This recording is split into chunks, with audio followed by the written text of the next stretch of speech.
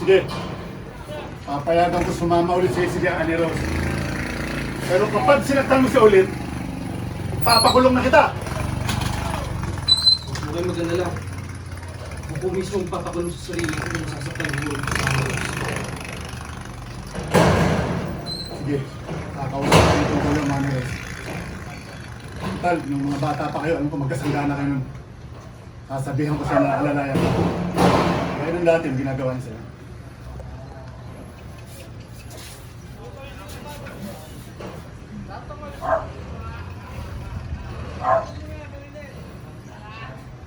Ito lang.